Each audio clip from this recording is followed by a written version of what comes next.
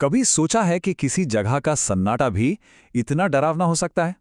आज की कहानी असम के एक ऐसे ही कॉलेज की है जहां एक नए टीचर का सामना कुछ ऐसी ताकतों से हुआ जिससे उसकी दुनिया ही हिला कर रख दी। कहानी की शुरुआत ही होती है एक अजीब सी चेतावनी से। रवि, जो इस कॉलेज में नया नया पढ़ाने आया था, उसे जाते हुए टीचर ने बस एक बात कही, ये जो शांति है ना, यही खटक रही है, बहुत, तुम्हें भी खटकेगी आगे जाके। ये वो सन्नाटा था जो किसी आने वाले तूफान का इशारा कर रहा था। तो आखिर इस कॉलेज में ऐसा क्या था जो लोग यहां आने से भी डरते थे? चलिए इस शापित जगह के बारे में थोड़ा और जानते हैं। देखिए, एक जमाना था जब ये कॉलेज स्टूडेंट से भरा रहता था, लेकिन अब ये अपनी डरावनी कहानियों के लिए जाना जाता था। यहां होने वाली अजीब घटनाओं और अफवाहों ने पेरेंट्स को इतना डरा दिया था कि वो अपने बच्चों को यहां भेजते ही नहीं थे।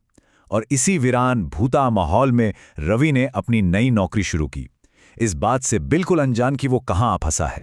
रवि के लिए चीजें बहुत तेजी से बदलने वाली थीं। उसे पहला पक्का सबूत तब मिला जब एक मामूली से एग्जाम के दौरान कुछ ऐसा हुआ जिसने उसके होश उड़ा दिए। एग्जाम वाले दिन रवि ने अपनी आंखों से क्लास में 10 स्टूडेंट्स गिने थे, लेकिन उस रात जब वो घर पर पेपर्स चेक करने बैठा तो उसके हाथ में 10 नहीं बल्कि 11 आंसर शीट्स थीं। सवाल ये था कि ये 11वां स्टूडेंट आखिर था कौन? उस 11वें पेपर पर एक नाम भी लिखा था, आर्यन मेहरा। रवि ने हर रजिस्टर चेक किया, हर स्टूडेंट से पूछा, लेकिन पूरे कॉलेज में आर्यन मेहरा नाम का कोई स्टूडेंट था ही नहीं। तो फिर ये एग्जाम देकर कौन गया था? वो रहस्यमयी आंसर शीट तो बस एक शुरुआत थी। बहुत जल्द रवि का सामना उन चीजों से होने वाला था जो सिर्फ कागजों पर नहीं बल्कि उसकी आंखों के सामने हो रही थी। एक दिन क्लास लेते हुए रवि की नजर सबसे पीछे बेंच पर बैठे एक लड़के पर पड़ी। उसने उसे पहले कभी नहीं देखा था। जैसे ही रवि उससे बात करने के लिए आगे बढ़ा, वो लड़का बस हवा में गायब हो गया। रवि को लगा शायद ये उसका वहम है, लेकिन तभी एक दूसरे स्टूडेंट ने कांपती हुई आवाज में पूछा, सर वो लड़का कौन था? अब रवि को यकीन हो गया था कि जो उसने देखा वो सच था। और हद तो तब हो गई जब रवि ने कॉलेज के गेट पर अपनी आंखों के सामने एक लड़की को एक तेज रफ्तार ट्रक से कुचलते हुए देखा। वो चीख पड़ा और डर के मारे अपनी आंखें बंद कर ली।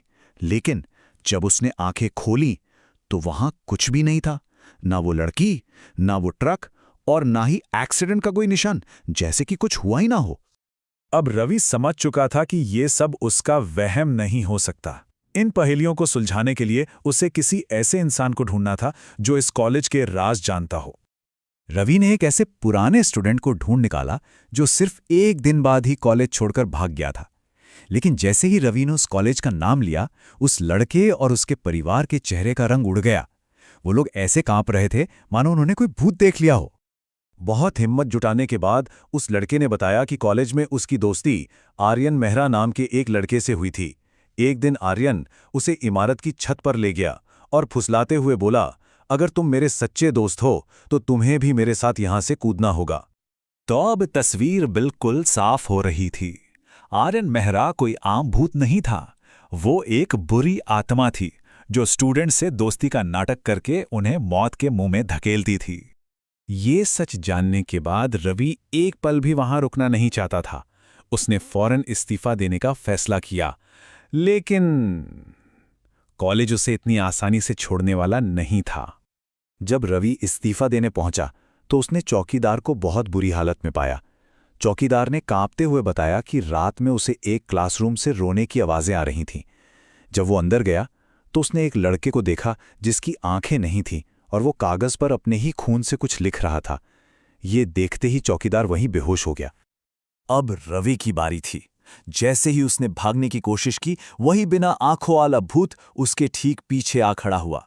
और जब वो गेट की तरफ भागा तो सामने वही लड़की उसका रास्ता रोककर खड़ी थी। रवि अब बुरी तरह फंस चुका था। पहली मंजिल पर फंसा रवि जानता था कि उसके पास कोई रास्ता नहीं बचा है। ऊपर मौत थी या नीचे, यह सोचने का वक्त नहीं था।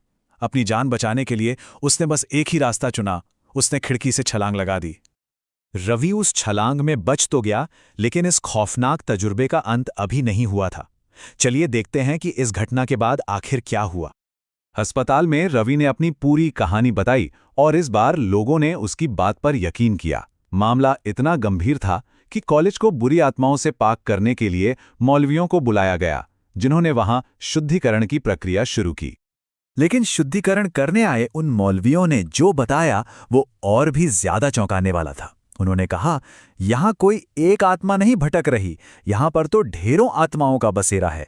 मतलब ये कॉलेज एक नहीं बल्कि अनगिनत आत्माओं का घर बन चुका था। ये कहानी हमें एक सीधी और बहुत जरूरी चेतावनी देती है। जब सामना ऐसी अनदेखी ताकतों से हो तो बहादुरी दिखाने में कोई समझदारी नहीं है। कभी-कभी सबसे बड़ा साहस भाग जाने में ही होता है। जरा सोचिए, ऐसी किसी स्थिति में रुककर लड़ना सही होता या जान बचाना?